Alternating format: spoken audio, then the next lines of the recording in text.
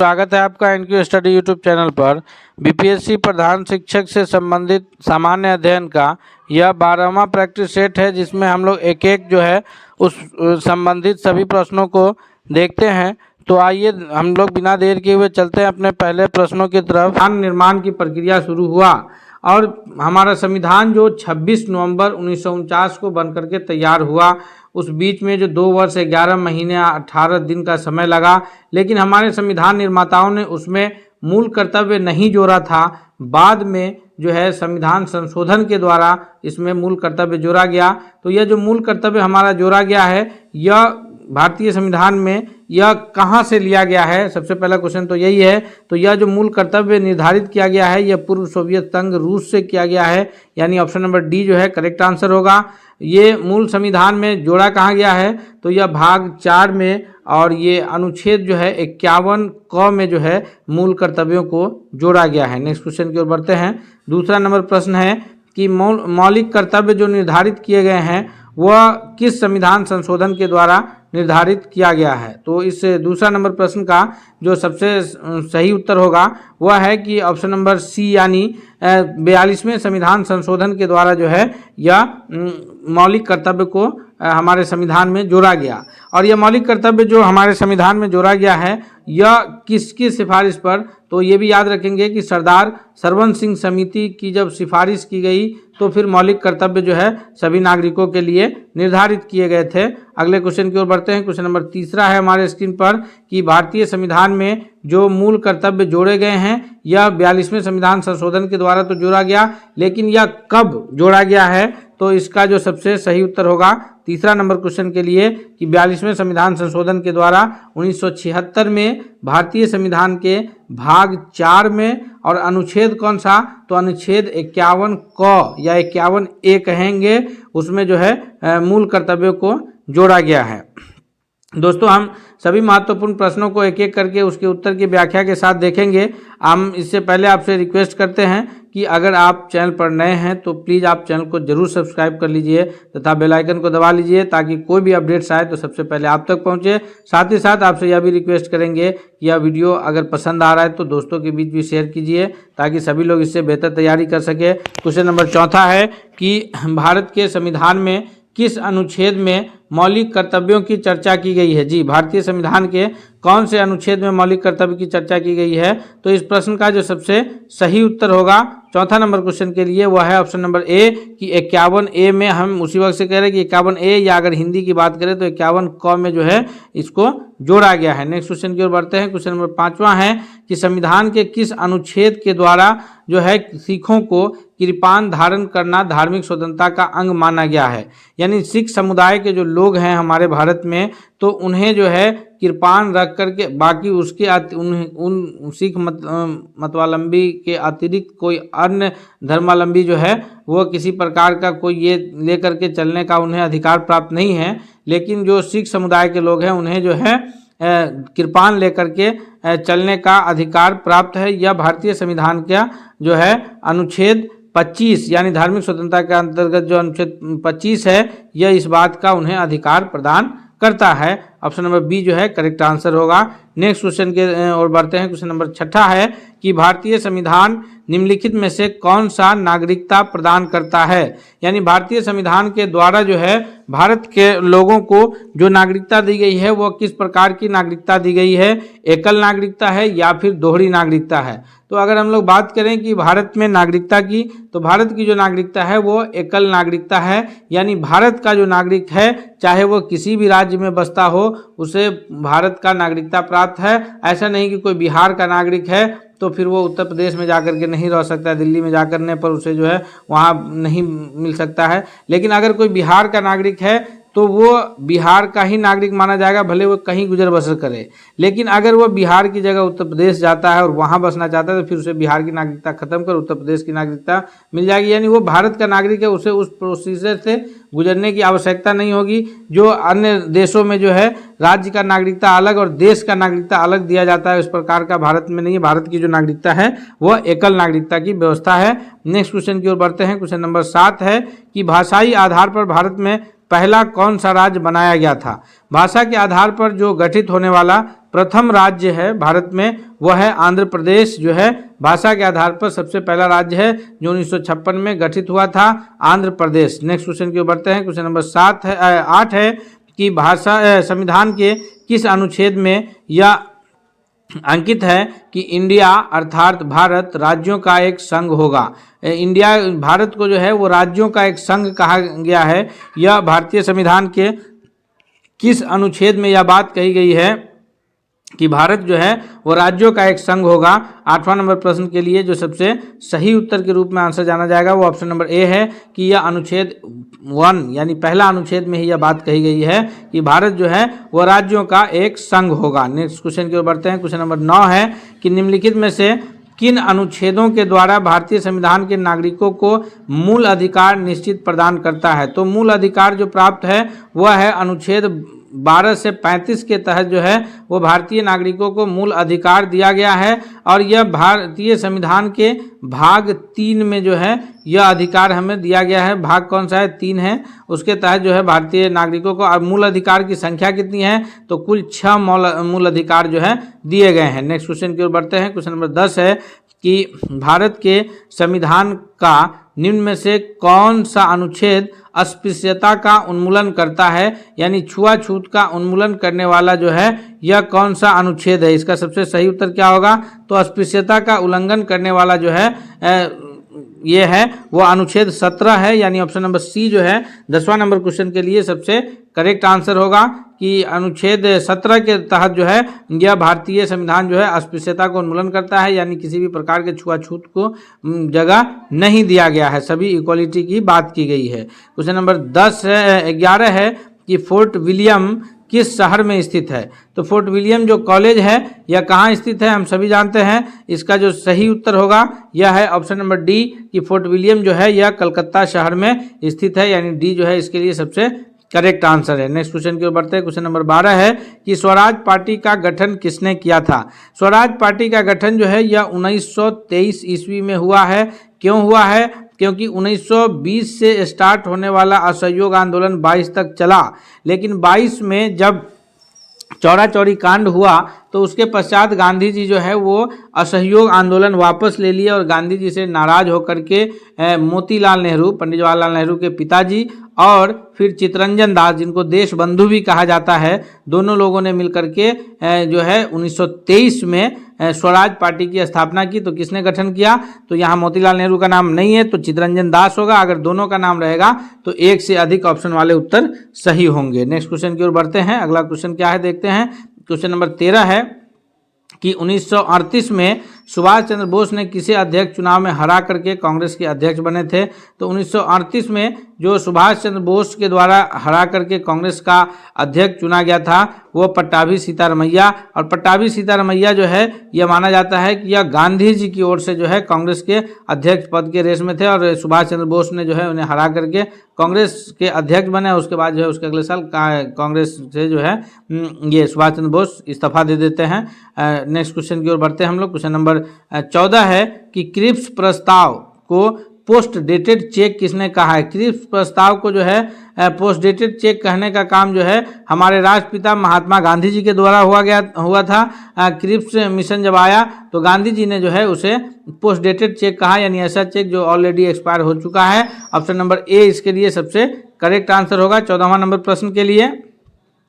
Next question की ओर बढ़ते हैं। क्वेश्चन नंबर 15 है कि द्वितीय विश्व युद्ध किस वर्ष प्रारंभ हुआ? 2 विश्व युद्ध जो है दुनिया ने देखे हैं। प्रथम विश्व युद्ध जो है यह 1914 में स्टार्ट हुआ था और 1918 तक चला था। उसके पश्चात जो है द्वितीय विश्व युद्ध जो है शुरू हुआ 1939 में और चला कब तक? 1945 तक। तो प्रथम विश्व युद्ध में तो अंग्रेजों ने बेवकूफ़ बनाने में ये कामयाब हो गए। भारतीयों को कहा कि अगर हम मित्र राष्ट्र जो है विश्व युद्ध जीत जाता है तो भारत को आज़ाद कर दिया जाएगा, लेकिन ऐसा कुछ हुआ नहीं। उसके बाद द्वितीय विश्व युद्ध जो है 1939 में शुरू हुआ और 45 तक चला, यानी 15वां नंबर प्रश्न के लिए सही उत्तर ऑप्शन नंबर बी के रूप में जो है वह जाना जाएगा।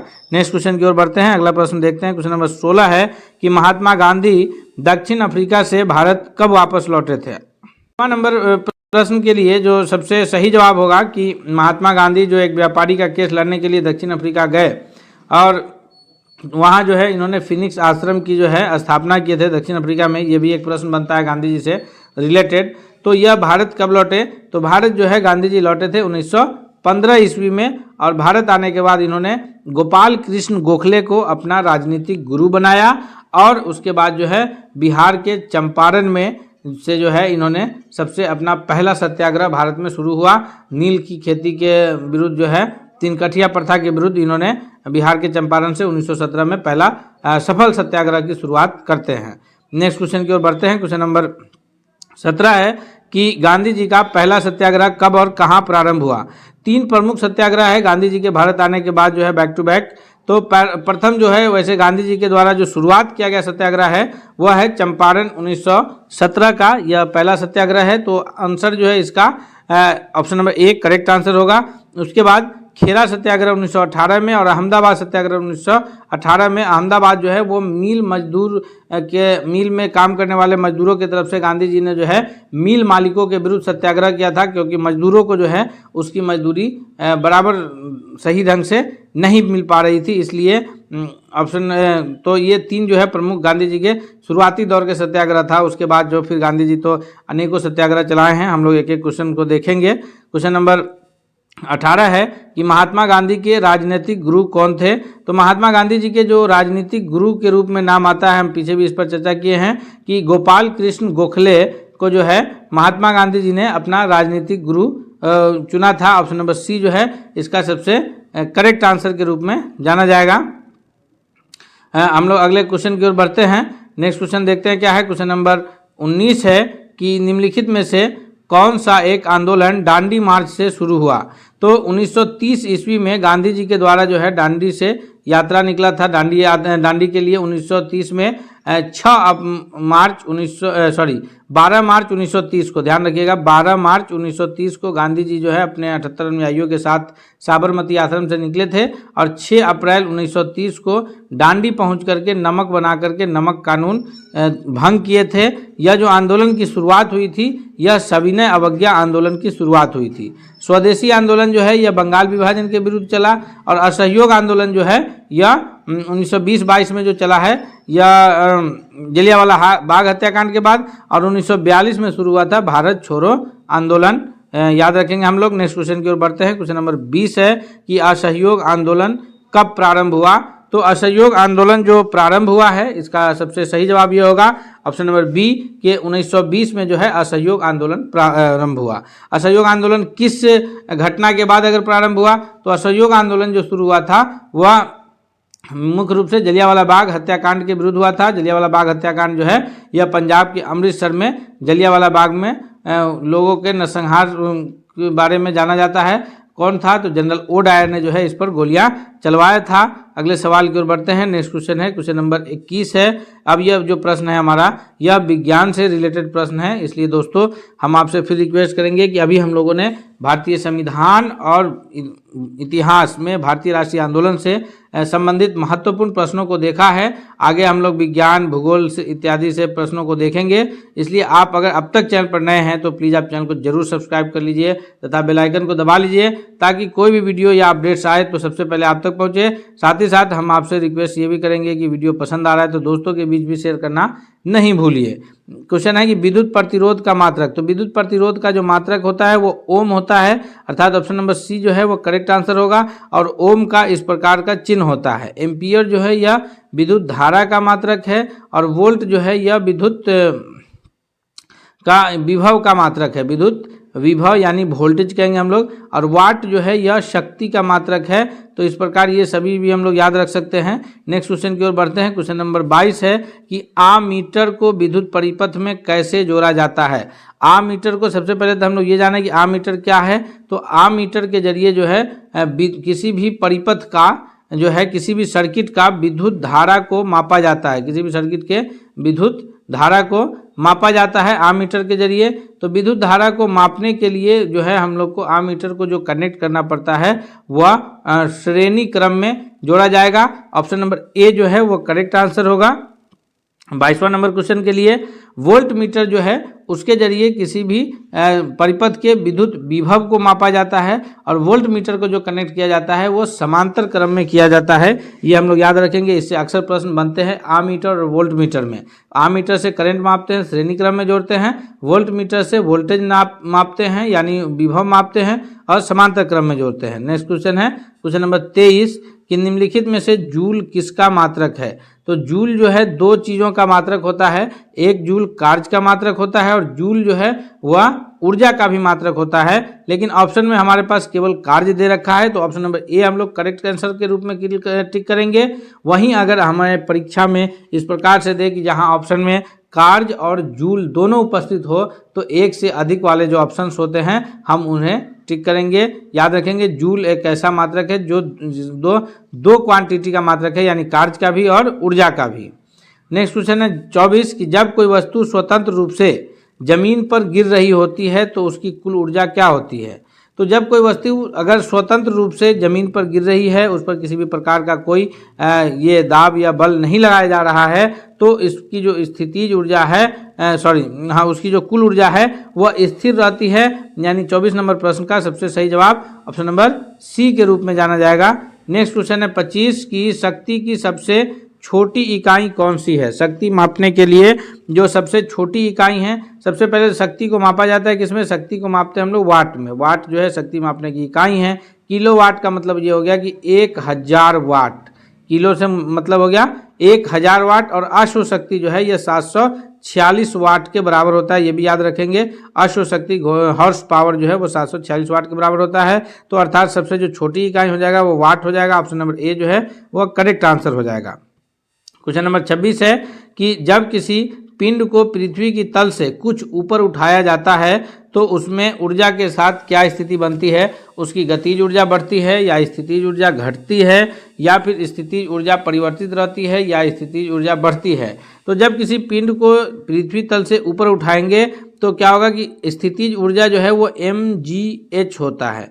m अर्थात उस वस्तु का द्रव्यमान मास, जी जो है वो ग्रेविटेशनल फोर्स यानी गुरुत्वाकर्षण और एच जो है ऊंचाई। तो स्वाभाविक है कि जब हम लोग किसी वस्तु को ऊंचाई पर ले जाएंगे, ऊंचाई जब बढ़ेगा तो स्थितिज ऊर्जा बढ़ेगी। अर्थात ऑप्शन नंबर डी जो है वो करेक्ट आंसर होगा कि किसी पिंड को पृथ्वी तल से ऊपर उठाया जाता है तो उसकी स्थितिज ऊर्जा बढ़ती है। नेक्स्ट क्वेश्चन की ओर बढ़ते हैं। क्वेश्चन नंबर 27 है कि चलती गाड़ी में बैठे आदमी में कौन सी ऊर्जा होगी। तो जो व्यक्ति चलती गाड़ी में बैठे होंगे उनके अंदर जो ऊर्जा संचित रहेगी, बैठे होने के कारण स्थितिज ऊर्जा होगी। और चूंकि गाड़ी में बैठे हैं, गाड़ी चल रही है, इसलिए वहाँ गतिज ऊर्जा भी होगी। अर्थात ऑप्शन नंबर सी जो है वो करेक्ट आंसर के रूप में जाना जाएगा, क्योंकि वैसे व्यक्तियों के लिए में जो है गतिज और स्थितिज दोनों ऊर्जा जो है उसमें मौजूद रहता है। नेक्स्ट क्वेश्चन है क्वेश्चन नंबर 28 है कि पहाड़ पर रखे पत्थर में संचित ऊर्जा है। तो कोई अगर पत्थर पहाड़ पर रखा है तो फिर उसमें कौन सी ऊर्जा संचित है। 28वां नंबर प्रश्न का सबसे सही जवाब होगा ऑप्शन नंबर ए कि अगर कोई पत्थर पहाड़ पर भी रखा है तो उसमें संचित ऊर्जा जो है वो स्थितिज ऊर्जा उसमें संचित रहती है, यानी ऑप्शन नंबर ए जो है उसका करेक्ट आंसर है। नेक्स्ट क्वेश्चन की ओर बढ़ते हैं। क्वेश्चन नंबर 29 है कि कार्य गुणनफल होता है। कार्य बराबर W बराबर क्या होता है। तो कार्य जो है वह कार्य बराबर जो है W, कार्य को W से लिखते हैं, वह होता है F इंटू ये S मतलब F से फोर्स बल और S से जो है डिस्प्लेसमेंट के लिए इस्तेमाल होता है। तो बल और विस्थापन का गुणनफल जो है यह कार्य कहलाता है। बल और विस्थापन का, यानी अगर हम किसी वस्तु पर बल लगा रहे हैं, बल लगाने के कारण जो है उसमें विस्थापन हो रहा है, उसकी स्थिति परिवर्तित हो जा रही है, तो कार्य होगा। ग्रामर, हिंदी ग्रामर जो है या अंग्रेजी ग्रामर ये कहता है, हिंदी ग्रामर में सिंपली हम लोग ये पहचान लेते हैं कि क्रिया जो है, कार्य जिस शब्द के अंत में ना लग गया वो क्रिया हो गया, जैसे खाना पीना सोना। लेकिन इसके अगेंस्ट साइंस जब हम लोग पढ़ते हैं भौतिकी में, तो उसमें बल जो है, जब बल लगाया जाता है और बल लगाने से अगर स्थिति में या उसके आकार में कोई परिवर्तन आता है तो कार्य माना जाएगा, अन्यथा कार्य नहीं माना जाएगा। हम लोग अगर अपने सर पे कोई बोझ उठा करके खड़े रहें तो हमारे ऊर्जा का ह्रास तो होगा, थकावट फील होगी, लेकिन एक जगह स्थिर खड़े रहने के कारण किसी प्रकार का कोई कार्य वहाँ नहीं हो पाएगा। नेक्स्ट क्वेश्चन की ओर बढ़ते हैं। क्वेश्चन नंबर 30 है कि बल और विस्थापन दोनों सदिश राशि है तो कार्य और जो बल और विस्थापन का गुणनफल है क्या होगा। तो जितने भी ये हैं वो दो तरह की राशियां होती है, एक सदिश राशि जिसमें दिशा और परिमाण दोनों होते हैं, और एक अदिश राशि जिसमें केवल परिमाण होते हैं, दिशा का पता नहीं होता है। तो बल जो है उसमें दिशा भी है और परिमाण भी है। उसी प्रकार जैसे अगर हम लोग बल लगा रहे हैं ऊपर की तरफ, नीचे की तरफ, आगे की तरफ, पीछे की तरफ, दिशा का ज्ञान मिलता है और उसका कितना ये का जो है हम लोग बल लगा रहे कितना न्यूटन का ये भी पता चलता है, विस्थापन से भी डायरेक्शन पता चलता है। तो इस दोनों का गुणनफल जो कार्य है वो अदिश राशि होता है। कार्य से दिशा का पता नहीं चलता है, क्या कार्य हुआ ये पता चलता है, लेकिन वो किस दिशा में कार्य हुआ इसकी कोई जानकारी नहीं मिलती है। यानी 30 का ऑप्शन नंबर बी जो है वो करेक्ट आंसर है। नेक्स्ट है 31 की बांस ड्रिप सिंचाई प्रणाली। ये जो बांस ड्रिप सिंचाई प्रणाली है यह भारत के किस राज्य में विकसित है। बांस ड्रिप सिंचाई प्रणाली जो है यह भारत के मेघालय राज्य में विकसित है, अर्थात ऑप्शन नंबर सी जो है इसका सबसे सही उत्तर होगा। दोस्तों हम आपसे एक बार फिर से रिक्वेस्ट कर रहे हैं कि अगर आप अब तक चैनल पर नए हैं, सब्सक्राइब नहीं किए हैं, तो प्लीज़ आप जरूर सब्सक्राइब कर लीजिएगा चैनल को, और वीडियो को भी दोस्तों के बीच जरूर शेयर कीजिएगा ताकि सभी लोग इससे अपना बेहतर फायदा उठा सके। क्वेश्चन नंबर 32 है कि निम्नलिखित राज्यों में से किसमें प्रमुख तेल क्षेत्र स्थित है। तो तेल क्षेत्र जो स्थित है हमारे ऑप्शन में जो राज्य हैं, राजस्थान मौजूद नहीं है, बिहार में नहीं है, तमिलनाडु में नहीं है। ऑप्शन नंबर बी जो है वो करेक्ट आंसर होगा कि असम में जो है तेल क्षेत्र स्थित है। बिहार में क्या स्थित है इसमें, तो बिहार में जो है तेल शोधक कारखाना बरौनी में स्थित है। नेक्स्ट क्वेश्चन है क्वेश्चन नंबर 33 है कि राष्ट्रीय महामार्ग 2 यानी NH जो है 2 यह कहाँ से कहाँ तक है। NH2 दिल्ली से कोलकाता तक है, या फिर यह जो है दिल्ली से अमृतसर है, या पटना पूर्णिया है, या पटना दरभंगा है। तो ऑप्शन नंबर बी जो है इसका करेक्ट आंसर होगा कि ये जो है NH2 दिल्ली से कलकत्ता तक की सड़क है। क्वेश्चन नंबर 34 है कि बिहार में संपूर्ण क्रांति का नेतृत्व जो है यह निम्न में से किसने किया था। तो संपूर्ण क्रांति का जो नेतृत्व हुआ है यह 34वां नंबर प्रश्न का ऑप्शन नंबर डी हो जाएगा कि ये जो है संपूर्ण क्रांति आपातकाल के बाद जो है लोकनायक जयप्रकाश नारायण के नेतृत्व में जो है संपूर्ण क्रांति का आह्वान किया गया था पूरे भारतवर्ष में। तो इसका 34वां नंबर प्रश्न के लिए करेक्ट आंसर के रूप में ऑप्शन नंबर डी जो है यह जाना जाएगा। नेक्स्ट क्वेश्चन है 35 की चिपको आंदोलन का प्रारंभ किसके द्वारा किया गया था। चिपको आंदोलन जो है यह पर्यावरण संरक्षण से लेकर के पौधे को बचाने की कोशिश में जो है यह आंदोलन चलाया गया था। यह आंदोलन किसके द्वारा चलाया गया था, तो यह आंदोलन जो है 35 का सबसे सही उत्तर है ऑप्शन नंबर ए कि मुख्य रूप से यह आंदोलन जो है यह महिलाओं के द्वारा चलाया गया था। किनके नेतृत्व में, तो यह जो है सुंदरलाल बहुगुणा के नेतृत्व में जो है चिपको आंदोलन चला था। कहाँ, तो उत्तराखंड में। नेक्स्ट क्वेश्चन है क्वेश्चन नंबर 36 है कि चिपको आंदोलन का नेतृत्व इसमें से किसने किया। हम अभी कहे हैं दोस्तों कि चिपको आंदोलन का नेतृत्व जो है वह सुंदरलाल बहुगुणा के द्वारा जो है इसका नेतृत्व किया गया था। यानी 36वां नंबर प्रश्न के लिए जो करेक्ट आंसर हो जाएगा क्या होगा, सबसे सही उत्तर जो है वो ऑप्शन नंबर बी होगा कि सुंदरलाल बहुगुणा के नेतृत्व में जो है वह चिपको आंदोलन शुरू हुआ था। नेक्स्ट क्वेश्चन की ओर बढ़ते हैं। क्वेश्चन नंबर 37 है कि 16वीं लोकसभा का चुनाव किस वर्ष हुआ था। 16वीं लोकसभा का जो चुनाव हुआ है ये याद रखेंगे तो 2009, 4, 19 या 14 इन सभी में जो है लोकसभा के चुनाव हुए हैं। तो जो 16वीं लोकसभा का चुनाव हुआ है वो 2014 में हुआ है। वर्तमान में जो सरकार चल रही है केंद्र की सरकार वह 17वीं लोकसभा के ये से चल रही है। तो 17वीं लोकसभा का चुनाव हो गया 2019 में, और 17वीं लोकसभा में जो है लोकसभा अध्यक्ष के रूप में ओम बिरला काम कर रहे हैं, और 16वीं लोकसभा में लोकसभा अध्यक्ष के रूप में जो है सुमित्रा महाजन थी।